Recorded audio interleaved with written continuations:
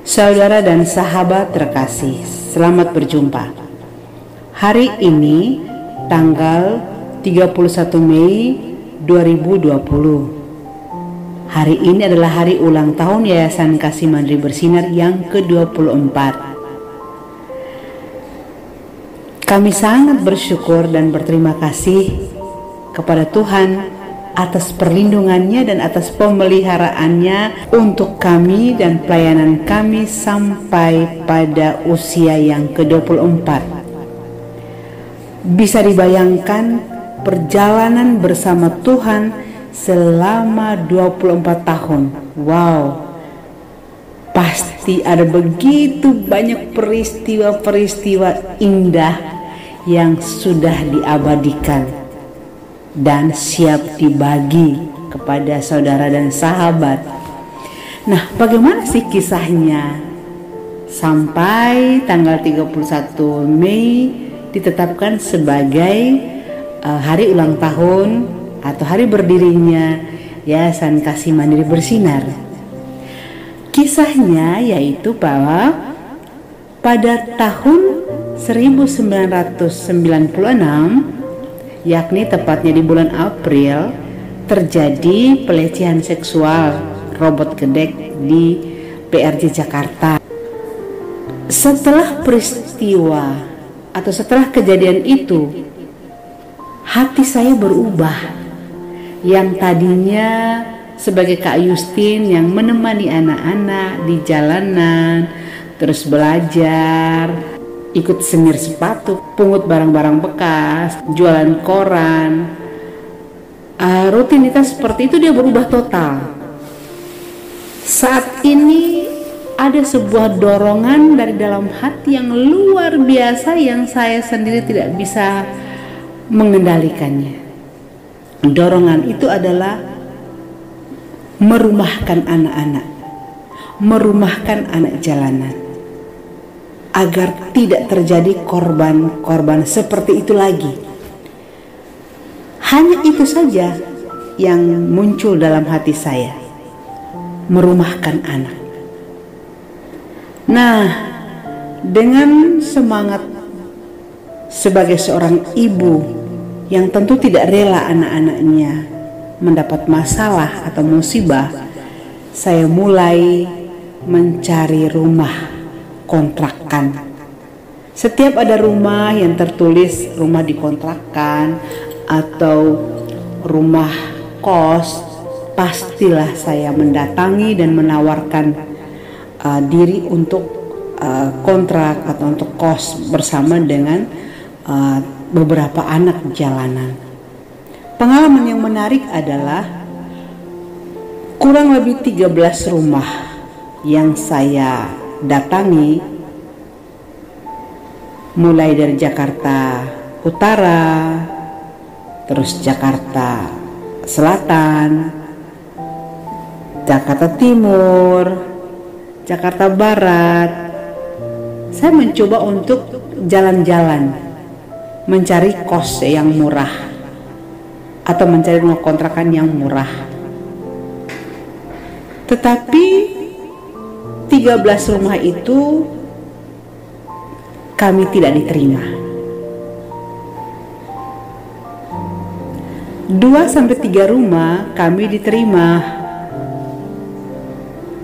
Kurang lebih 2-3 hari. Setelah itu kami disuruh keluar karena suara anak-anak ramai, penampilan anak-anak jorok. Jadi masyarakat pasti resah. Dan sekarang tibalah tanggal 31 Mei. Tanggal itu tanggal yang sangat indah. Saya memutuskan dalam hati saya bahwa hari ini saya mencoba untuk mencari rumah kos.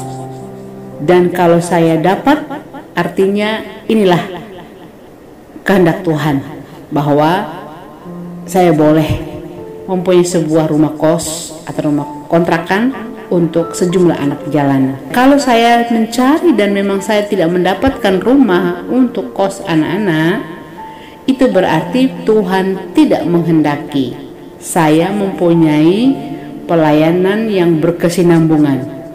Karena sekarang posisi bulan April, bulan Mei 1996, itu artinya bahwa beberapa bulan lagi saya harus kembali ke Jogja untuk melanjutkan studi di teologi.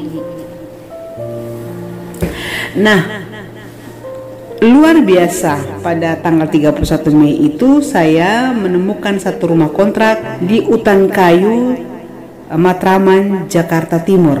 Sebuah rumah tinggal, ada terasnya, ada ruang tamunya, ada ruang tengah untuk katakan ruang keluarga, ada 3 kamar, 1 dapur kecil dan kamar mandi. Saya tidak cukup uang, tetapi yang menarik bagi saya, yang memukau mata saya adalah orang yang bersedia mengontrakkan rumahnya pada saya.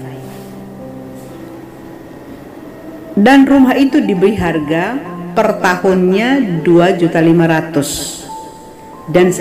Dan tuan rumah mengatakan, Ibu Justin, kami hanya menerima orang yang mau kontrak 2 tahun sekaligus, jadi harus dibayar 5 juta.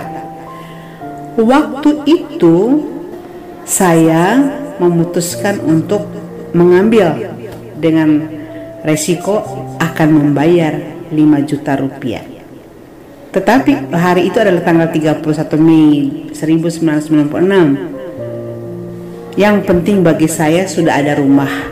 Dan tuan rumah berkata, sekarang tanggal 31 Mei, ibu boleh tinggal dan ibu boleh melunasi nanti pada tanggal 10 Juni 1996. Wow, dengan senang hati. Rumah-rumah sebelumnya kami diusir, kami disuruh pergi, sementara rumah ini kami boleh tinggal kurang lebih 10 hari. Ini lumayan, walaupun tidak ada uang, tapi kan hati gembira.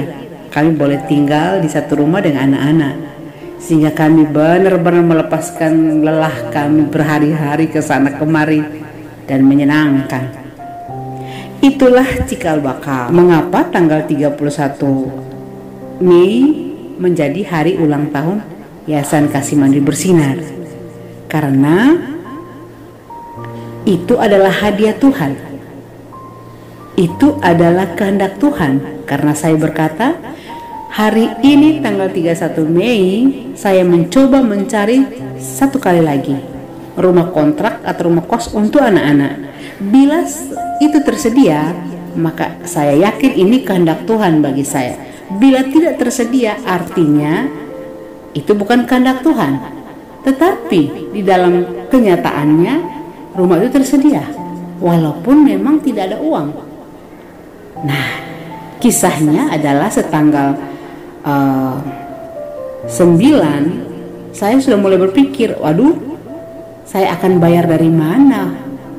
Tetapi justru mujizat Tuhan yang pertama terjadi pada tanggal 9 Juni 1996. Pada saat saya mulai berpikir, bagaimana Tuhan saya harus membayar rumah kontrak ini seharga 5 juta besok tanggal 10, sementara saya belum punya uang yang cukup. Bagaimana ini terjadi, Tuhan? Kemungkinan besar saya akan mengalami nasib yang sama, akan disuruh pergi lagi dari rumah ini. Tetapi pada sore hari ketika saya berdoa, berpasrah kepada Tuhan, saya berkata, Tuhan, saya sudah berusaha untuk mencari tempat penginapan bagi anak-anak. Tangan saya hanya 2, ya. Kaki saya hanya 1. Hati saya rindu sekali mempunyai rumah kontrak untuk anak-anak, agar mereka dirumahkan supaya jangan lagi kena masalah besar. Kalau ini benar-benar kehendak Tuhan, bahwa saya dipakai untuk melayani anak-anak ini, maka saya berjanji, Tuhan, resiko besar dan kecil saya tanggung seorang diri sebagai seorang biarawati dan saya ingin akhir hidup saya adalah sebagai seorang biarawati yang terus melayani anak-anak jalanan. Ketika saya selesai doa, saat itu juga pintu rumah diketuk dan teman-teman dari Buddha Suci datang dan memberikan amplop, dan mereka berkata di dalam amplop ini ada alamat kami. Bila Ibu Justin memerlukan kami untuk menyekolahkan semua anak-anak jalanan, maka silahkan menghubungi kami. Kami mau rapat, jadi kami buru-buru pergi. Dia tidak berkata kalau di dalam amplop itu ada uang. Sementara tabungan kami yang sudah saya periksa ada 3.500.000, kekurangannya adalah 1.500.000. Nah, ketika saya membuka amplop itu untuk melihat alamat yang diberitahukan tadi, ternyata di dalam amplop itu ada uang 1.500.000. Saya langsung terkejut. Saya tidak berkata puji Tuhan, tidak. Saya bilang aduh sialan. Kenapa? Karena saya sudah terlanjur menjawab Tuhan, resiko besar kecil saya tanggung seorang diri sebagai seorang biarawati, dan saya ingin akhir hidup saya melayani anak-anak tetap sebagai seorang biarawati, apapun situasinya, apapun keadaannya. Saya akan tetap berjuang. Rupa-rupanya janji ini, ucapan ini atau nazar ini didengar oleh Tuhan, dan Tuhan sudah menggenapinya. Oleh karena itu, saya jadikan hari ini adalah hari ulang tahun Yayasan Kasih Mandiri Bersinar, dengan kisahnya dilengkapi dengan satu mujizat pertama sebagai pembukaan pelayanan. Satu mujizat pertama sebagai awal. Tuhan memperlihatkan kepada saya bahwa karya ini Dia kehendaki. Terima kasih. Namamu kami puji dan kami muliakan kini dan sepanjang masa. Amin.